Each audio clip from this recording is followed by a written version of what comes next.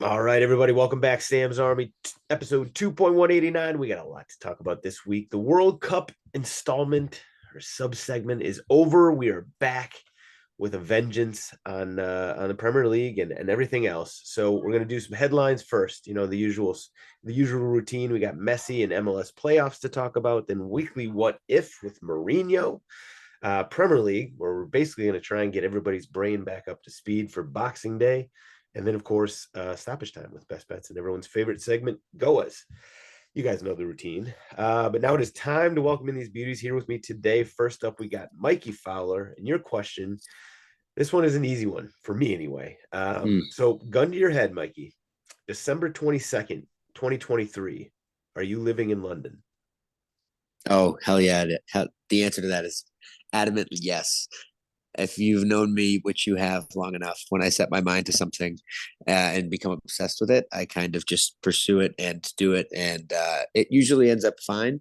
Sometimes it doesn't, but this is one that I'm obsessed with. I went from LA to New York and I'm going New York to London. So, yes, next year I'll be there. And so this just came from an Instagram story I saw where you're just like I removed you randomly. right after. I removed you from my close friends immediately after posting that.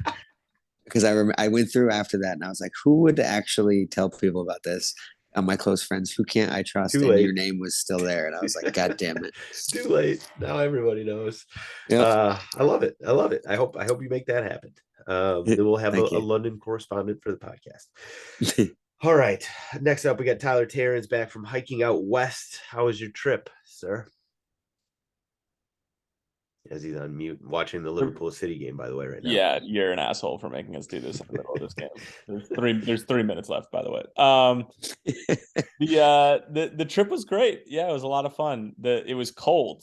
I think it snowed in Huntington Beach the last day that we were there, and it was not the weather two people from Chicago were expecting to get in Santa Monica. But the last day that we were there, we went for a gorgeous hike in Malibu, and so we were able to wear shorts and a t-shirt, which was great. Saw Stevie Wonder, saw Living Legend do his thing. But it was great. Yeah, nice little R&R. Yeah, it was fun. So who's more rested and rejuvenated between you and Liverpool right now? Um, Me, I've been rested and rejuvenated basically since the end of MLS regular season. Okay. Yeah. You're right. Yeah. You're as rested and as rejuvenated as you go. I'm I'm Tyler's in a flow state. I'm restless at this point. Get me back in the booth. Indeed. All right, sounds good. Let's move on. Weekly what if time. It has been a while. So welcome back to the world of hypotheticals, everybody. So this I saw this news story that's been talked about for a little while here. Jose Mourinho is going to be perhaps anyway the next Portuguese the next manager of Portugal.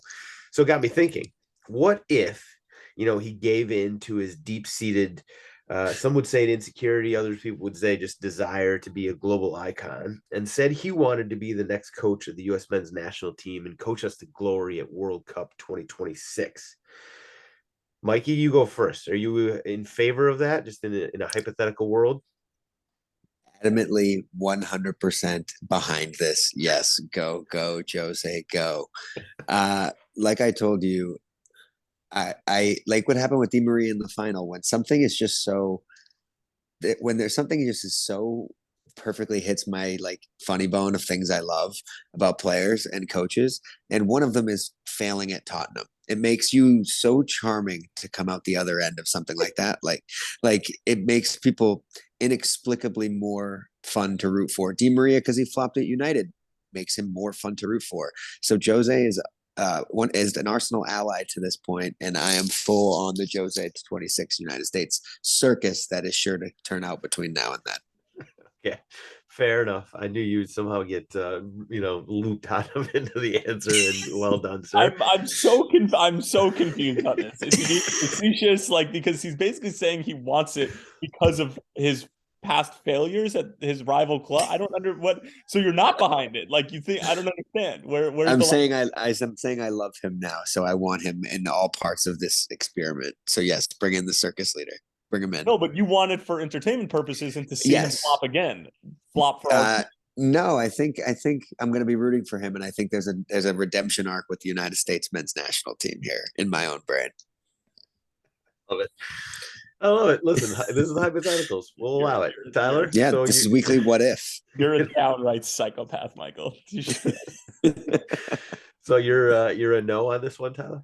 No, I'm behind it, but for very different reasons than Mikey. I'm behind it because I think that he's somebody that everybody could get behind, and that a lot of because we are continuously talking about like who could the U.S. bring in that is going to demand respect, and in turn, everybody is going to respect in the U.S. men's national team camp. And I don't understand how, if you're anybody on U.S., you could possibly question Jose, like if he were to walk into that scenario. Now, whether or not he's suited for the U.S.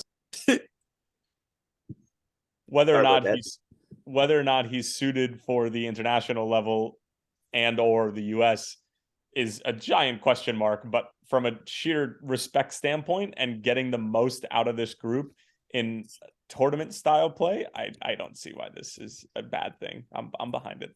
I'm with You it. want every edge you can get. If your manager provides something in the positive column, you take it. Yeah. I guess at this point, knockout tournament is like his bread and butter and his style. So yeah, he's a tournament style guy. He's the only person to ever win the what's the cup that is below the Europa League? He's the only the Intercontinental Cup. He's the only one to win that Europa and Champions League. The Conference Cup or whatever the fuck. Conference League. Jesus. There you go. Stupid. You guys are wild. Jose's best days. I love him. I love him as a coach. I love him as a person. I love him as everything. I just don't want him as my coach. His best days are behind him. No way do I want him coming to anywhere near the U.S. national team. All right, if it was between Jose and Greg, Jose 24/7. Exactly. I mean, 365. I'm sticking with Greg. You're insane. If Jose was available, you would take him. That is. If there's a very good chance that he's the best possible coach available right now. Well, for that job, that would be interested in that job, and that is available to take it. Is there not? He's in tier 1. He was in tier 1. You guys are living off of the same, fumes he is at this point. You have negative recency bias. Leave it to people who I think I'm the only person who can speak on this objectively, because Mikey likes him for all the wrong reasons. Let's leave it to the only sane people, me and Tyler, the sane ones. Oh, all right. Listen, good answers. So now I screwed up the order because I'm an idiot and I wrote down weekly what if right after that. So what we'll do is I'll just have Dalton switch it around. So now we're going to do headlines. All right, time for headlines. So first up, all that chatter about Messi to MLS and Messi to Miami. I guess we're going to have to put that one on hold for a little while because PSG got their hooks into him and re-upped his contract. Mm-hmm. This does not surprise me one bit, given the amount of adulation and media hype he's gonna get at this point. Are you at all surprised by this, Mikey?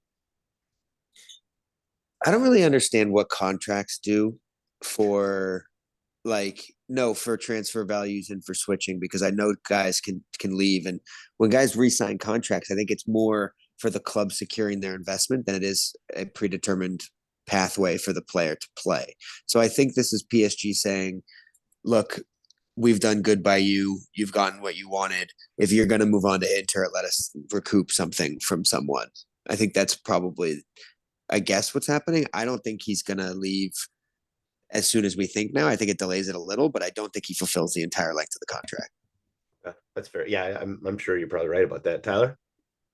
I'm with Mikey. I mean, what it does is it effectively gives PSG a little bit more leverage when they're looking for a transfer fee. I mean, obviously the transfer of Messi is not going to be exactly what you think it should be from a valuation standpoint, but I think it will end up suiting both parties. Messi can leave when he wants. PSG will get a transfer fee. And I mean, the only person that's going to screw over is Inter Miami. But yeah, I mean, but if you're Messi and PSG, who cares about that? So yeah, I'm with Mikey. I don't think he's going to stay. I don't think he's going to stay the full term, if you will. But as Liverpool just blow full time on their exit of Carabao Cup, you should be happy about that. Yeah, I mean, should I though? Because we're not winning the Premier League. So then what, like, why not just try to rack up the other trophies that we can? I don't know. If we, Oh, if we yeah. won, if we won Champions League for whatever reason this year, I think that might even be a better haul than getting to all three finals, finishing in second in the Premier League and winning Carabao and FA Cup. I think winning Champions League and barely getting into Champions League would be better. But anyway, I think you're that right on that. I think you're right on that. We'll move to the next headline, which is MLS playoff. I don't think this is official yet. It sounds like it's rumored anyway, but there's going to be a new playoff format for MLS coming in 2023, which is next season. And basically, what's going to happen is they're going to do the top 8 teams from each conference are going to make the playoffs. They're going to split into 2 groups of 4 in each conference. Then they're going to do like a group stage, like Champions League, and the top 2 or World Cup, Champions League, World Cup. The top 2 get out of the group, and then they go to a single elimination format. So, Tyler, you're our expert here. What are your thoughts here? Not a fan. I get what they're trying to do in the NBA after the bubble. Love the idea of adding some playoff games and things like that. And there's some reports that MLS wants to get to 30 playoff games this season or something like that. Like, yeah, that's all well and good, and like that's a great idea, but just because you have 30 playoff games doesn't mean they're all good. If you're going into a group stage game and you have the third and fourth place teams in the group who don't have any chance of catching 1 and 2, you have meaningless, nonsensical playoff games happening, and like what you're cutting off your nose to spite your face. And if this was, and we were talking about this before we started recording, if this was double elimination, or if you did a play-in round, or if you lost the first game of your playoff whatever format and then you had to go play midweek, let's say you played a playoff game on a Saturday, you lose, the team that won gets a full week off. If you lost that game, you go into a midweek double elimination game against the other team that lost, and then like you play again the following weekend, and your punishment for losing the first game is you play another game and then you have to play again, so it's 3 games in a week. Like, I'm okay with something like that, but to have group stages, I think, is insane, because then you have meaningless playoff games, and who wants that? Mikey? It's just so, I guess, like, I understand that it's even in a weird way a more traditional format for this type of playoff, as opposed to like the NFL's like 2-team bye wild card looking thing that's been going on, and you never know what's 1 leg and 2 leg when it comes to MLS, and it's been confusing for me as like a 100 feet away kind of watcher of the sport. This just feels like, to me, the best way to confuse people even further. As far as a neutral fan trying to understand how the playoff system works, you're going to go from a large group to a small group to knockout, and it's going to feel a lot like where's the significance until the final. I think we're going to have a problem with that. Making it clear what games matter is like America's thing, like making it all 1 game playoff and all this spectacle, and this kind of muddies the important games, because a game at the end to determine seeding in the group in the larger conference is now even less significant. So it doesn't really it's all confusing to me, and I don't see where this emphasizes any particular moment. Yeah. And not for nothing, Mikey, but the single elimination, I don't know how much of you watched of it this season with MLS. People loved it. I mean, the games I love it. They were I loved it exciting too. I thought it was great. Like, I understand the league wants to maximize profits at every possible turn, and knockout football is great and playoff football is great, but like, between Leagues Cup, Open Cup potentially still being around, I don't know what's going to happen with that with Leagues Cup, and MLS single elimination playoffs, like, that's a lot of really exciting soccer. I don't know why you have to then go and potentially have meaningless playoff games to generate quote unquote more revenue, when in reality you're just going to give people what they don't want, which is meaningless games and tactical setups and group stages, and like, just fucking roll out the ball and say whoever loses goes home and go from there. That's the best recipe for success in this country with this sport, I think. Yeah, I think it gets into exactly what Mikey says. It's going to confuse things. We're not at a point where we're ready to sort of throw some nuance and wrinkles into like the playoff format. I feel like you just gotta let the single elimination drama play out. So yeah, I'm with you. Not exactly in favor. I do understand it's all about money, but Okay, Premier League time. So the World Cup was fun. It was awesome. We are all sad it's over, but time to get back to business because the Premier League hits the ground sprinting, starting Boxing Day, which is Monday. And basically, they got games starting Monday for the next, I don't know, like 2, 3 weeks, like almost every single day. So buckle up. Shit is about to get right back to being real again. So let's and by the way, with all those games, it is going to be easy to fall or jump quite a bit in the table in these Shit. first couple weeks. So if teams are not ready, oh boy, good luck. So with that as fuck. the intro, Mikey, Don't worry, Arsenal have at least a week before they drop before they give up first place. You're safe for a week. That was quite a segue there. So we'll throw it to Mikey first. Which club was hurt the most by the World Cup break? Fuck off.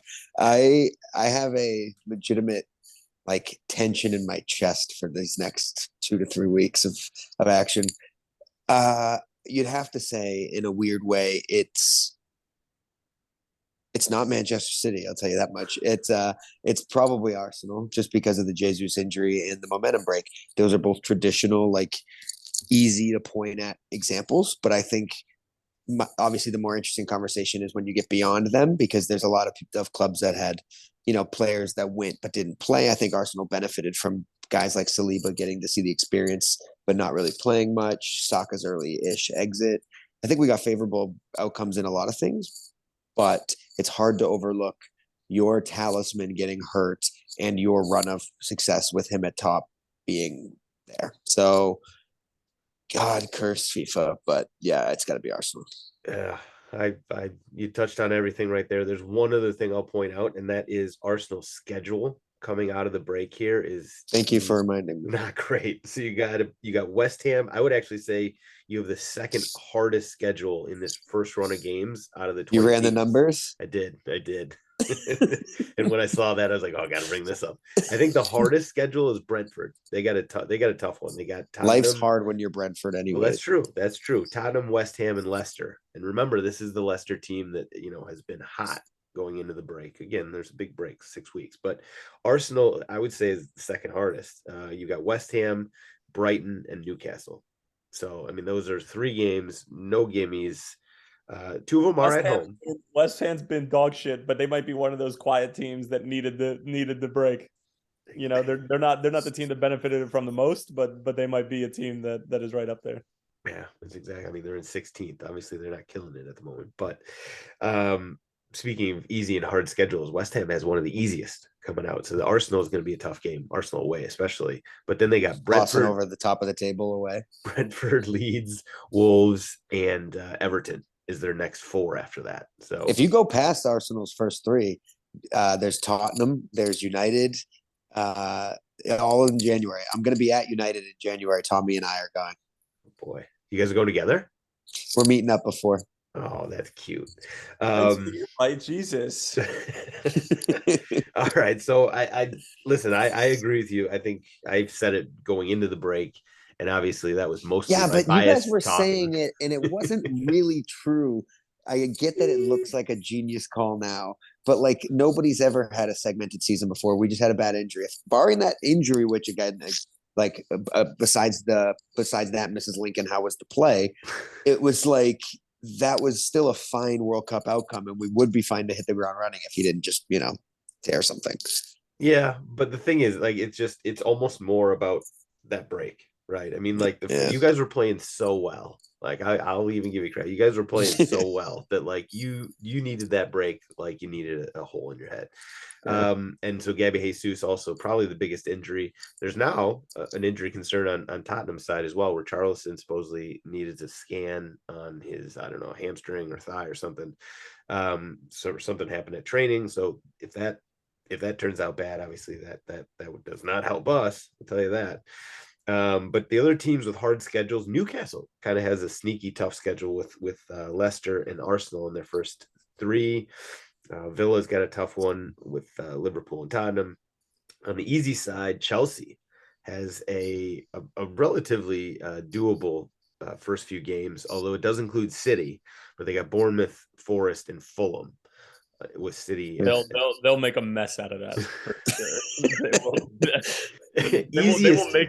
They will make that look like the most difficult schedule coming out. I think I might just go Chelsea unders for a month. Listen, the easiest schedule coming out of the break is no doubt Manchester United. They got Forest, Wolves, and Bournemouth in this really quick segment after the break. So, Wolves play United well every time. I feel like. We'll see. Am I talking into my ass? Well, no, I don't think you're wrong on that. But this Wolves team feels like a different Wolves team than the last several seasons, sure. Which maybe we'll get into. Okay, so we basically settled on Arsenal as the team that got hurt the most by the break. And part of that is actually a compliment to the fact that you had so much to lose, to be honest. But which team was helped the most? Tyler, you want to go first?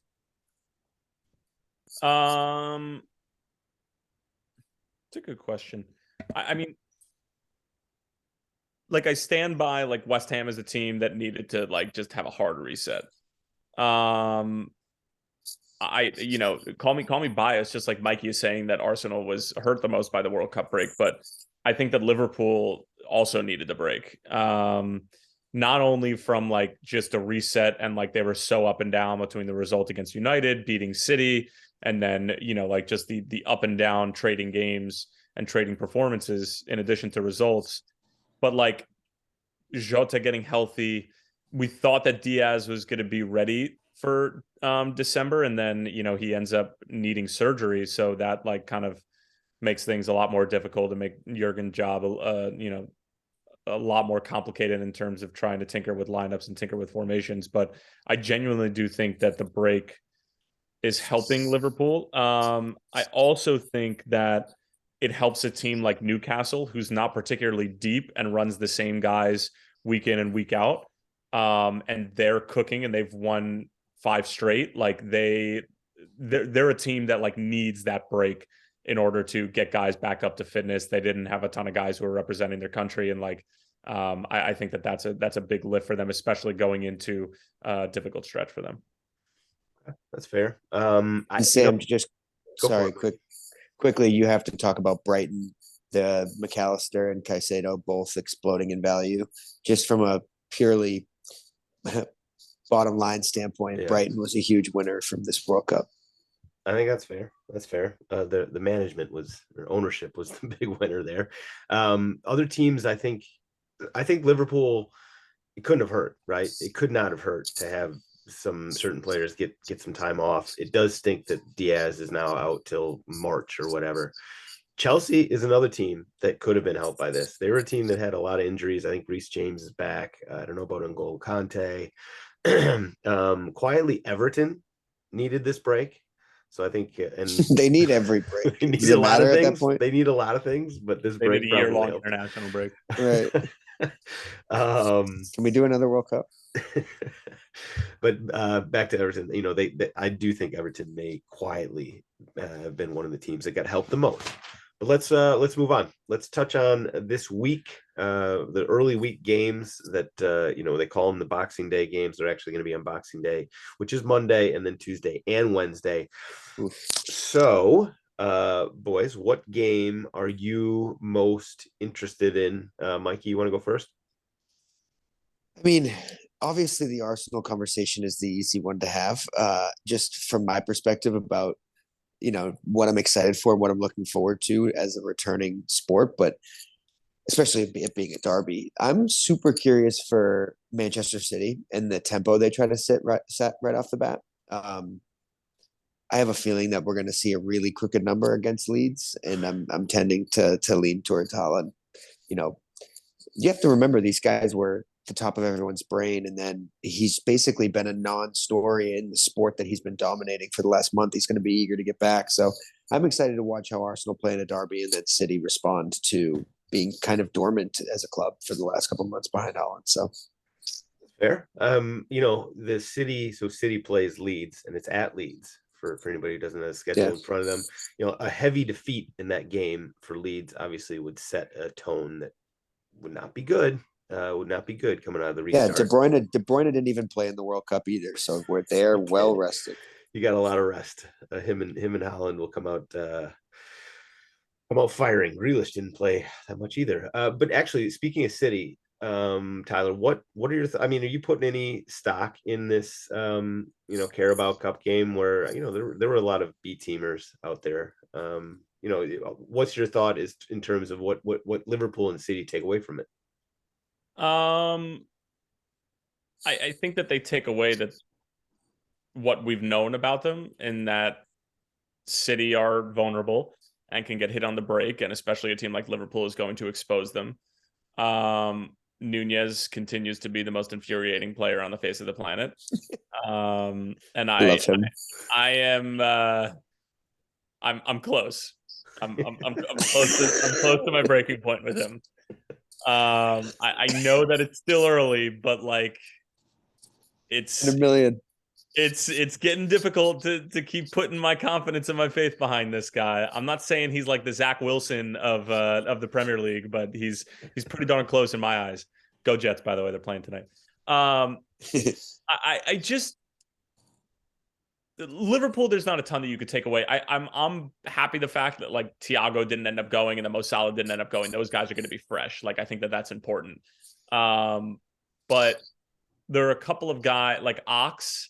Just send him off to the glue factory. Like, I mean, come on. What are we doing at this point? Like, he comes on the field. He's a non-entity. Like, Harvey Elliott's continues to show some good glimpses, but like, I think that he's in between Naby Keita and being a regular starter, and I just think he needs to be like a midweek, off cup guy.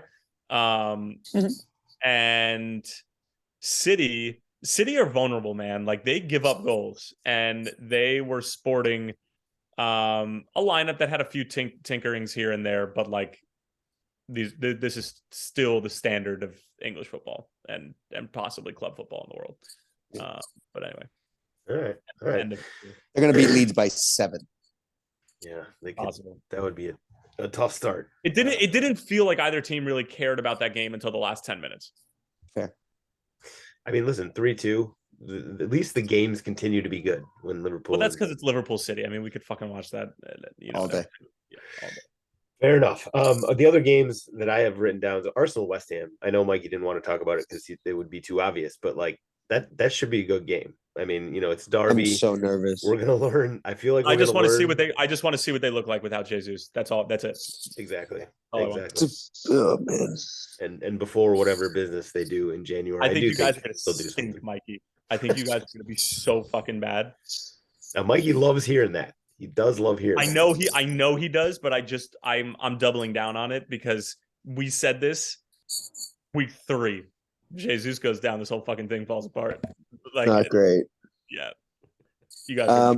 I think there's and honestly, talking about Brighton and when like just getting into a player's brain, everybody already gears up for top of the table. In anyways, everyone gears up against Arsenal because they always think that they're vulnerable. Like guys think that they can get to Arsenal, you can beat them. They're weak, they're soft. Without Jesus and Nketiah up top, a lot of teams are going to start to be like, we can beat these guys. And then teams like Brighton and teams like West Ham are like the last people you want to see at this point, which is a team that was built and talented and has the players, but lacked something mental that got them to the level. And with a break and a restart and a focus, that is the last thing you want to see coming up against you is these types of teams. So I'm fucking nervous, man. I'm really scared.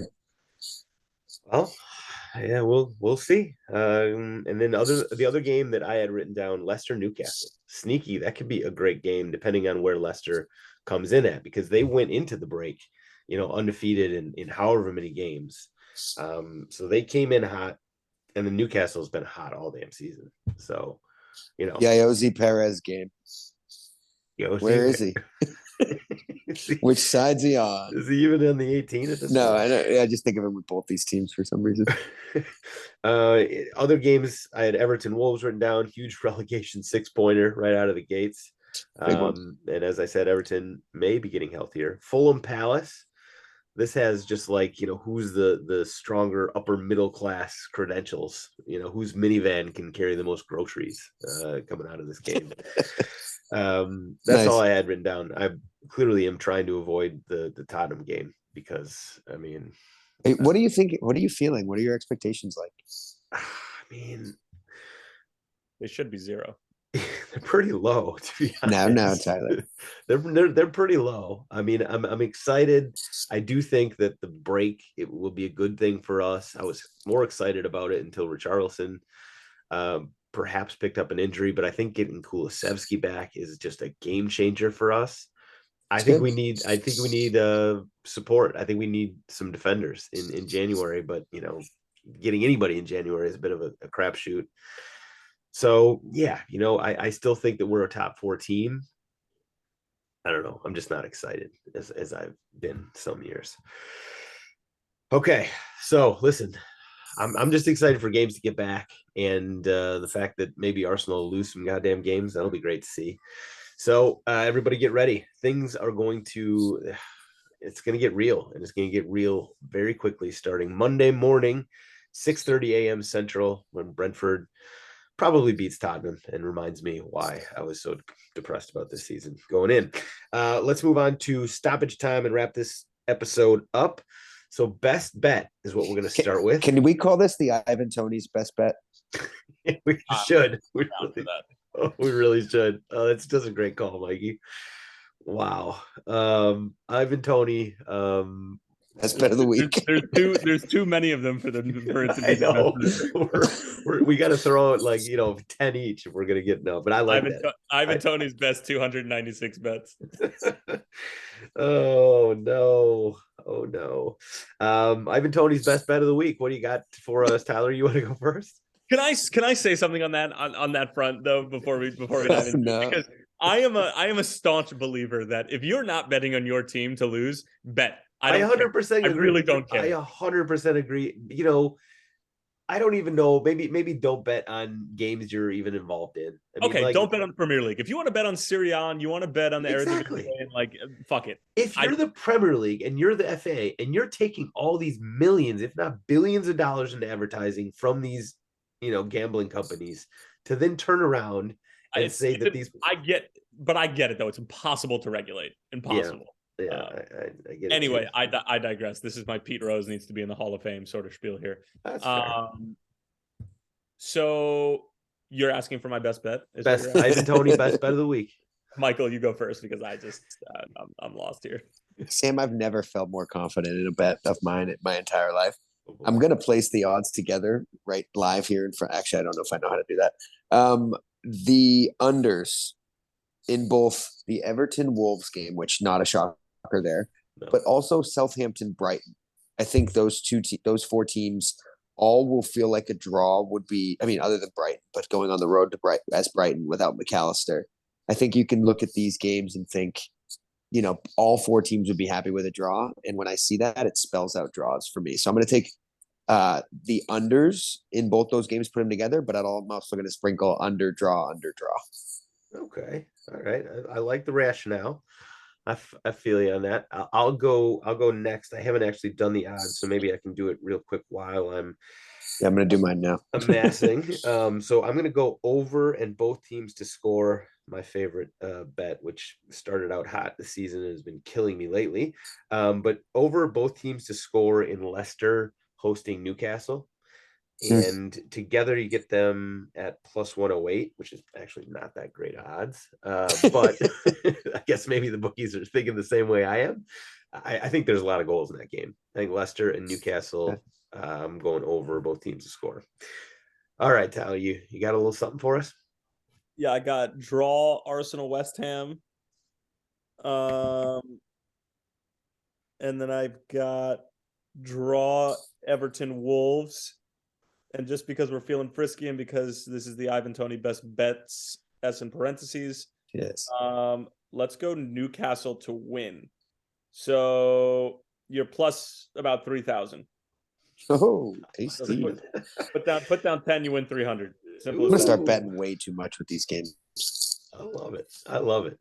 Listen, that's what the Ivan Toney bet of the week is all about, right? I relate to Ivan Toney as a man who just won $30 on Atletico minus 1.5.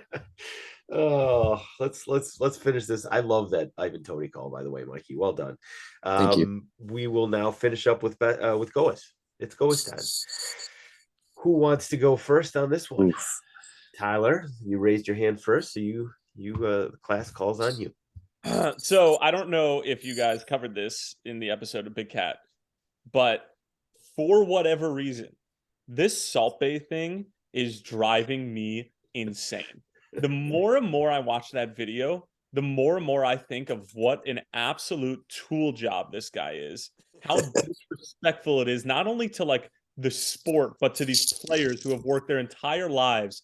And like you could see, I forget exactly who it was that was trying to hold on to the trophy while he was holding on to it, and he rips it out of his hand. And the guy and whoever the Argentina player was, like, motion towards their significant other, whoever was taking the picture, like, Jesus Christ, like this guy's out of his fucking tree. He spanked the trophy with like his ring finger and probably scuffed it up. This guy is like, I've never had so much disdain for somebody who I know so little about, and I just think it's like outrageous the fact that he was even on the field, let alone allowed to like harass Messi like that and take a picture with these guys. And like, Jesus, it's infuriating. He is by far bad GOA.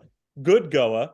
If I'm going to flip the script here, MLS Super Draft just happened, and there's a great story of a kid from Maryland who was encouraged by his high school coach to walk on when he was, I believe, at the end of his freshman year, which was right around the time of COVID or right before COVID started, ends up walking on.